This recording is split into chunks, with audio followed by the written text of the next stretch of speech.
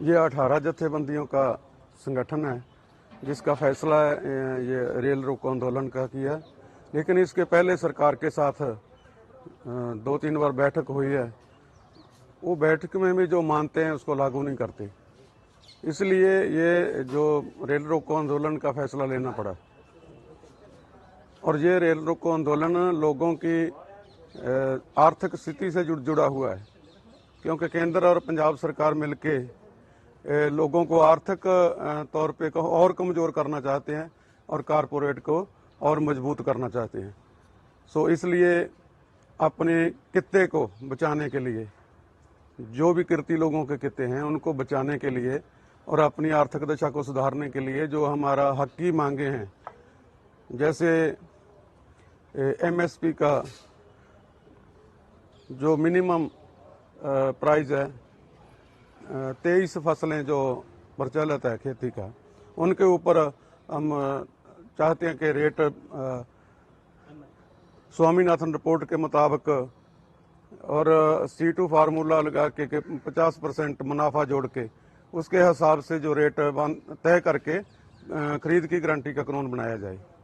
इसी तरह से जो दिल्ली आंदोलन के दौरान जो जितने भी किसानों मजदूरों के ऊपर पर्चे पाए गए हैं वो रद्द किए जाएं। इसी तरह जो लखीमपुर खीरी का आंदोलन है उसके दोषियों को सजा दिलाई जाए। इसी तरह ही जो बाढ़ की स्थिति आई है, उन बहुत ज़्यादा बड़ा नुकसान हुआ है, माली जानी फसलों का, और घाट ढेरी हो गए। उसके लिए हम लोग 50,000 करोड़ से भी ज़्यादा पैकेज की मांग करते हैं, ताकि वो लोग दोबारा अपने पैरों पे खड़े हो सकें और जो जिंदगी की उसकी रफ्तार पकड़ सके। कब तक ये धरने चलेंगे? ये हम 28, 29, 30 का ऐलान किया है, और फिर भी अगर सरकार कोई रिस्पांस नहीं देती है तो जो सूबा कमेटी का फैसला होगा उसको लागू करेंगे। आम लोगों को परेशानी बहुत हो रही है सर, कई ट्रेनें रद्द कर दी गई हैं। आम लोगों को परेशानी ये सरकार की वजह से हुई है, क्योंकि सरकार ही इसकी वजह बन रही है।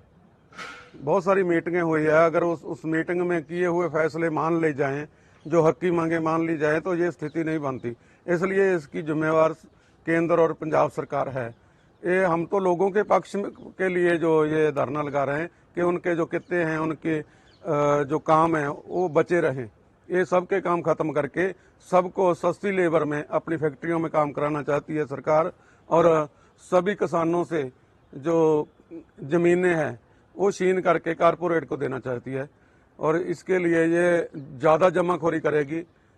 जैसे सरकार पहले 85% जमाखोरी करती थी और 15% व्यापारी जमाखोरी करता था, और अभी 85% व्यापारी जमाखोरी कर सकता है इसके कानून के हिसाब से, और सरकार 15% जमाखोरी करेगी।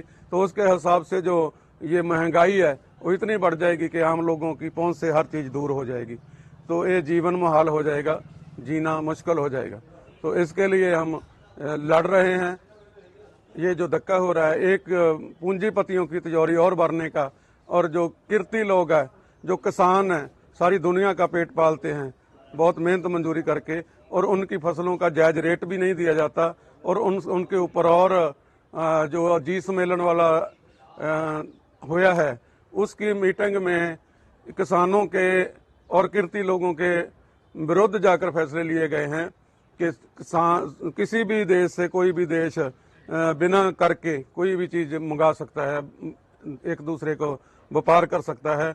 और उसके तहत ये लोग अभी ऑस्ट्रेलिया से 2 बड़े शिप कितना मिलियन के हिसाब से वो मंगवाया 1400 के हिसाब से, क्योंकि वो कर रहे है।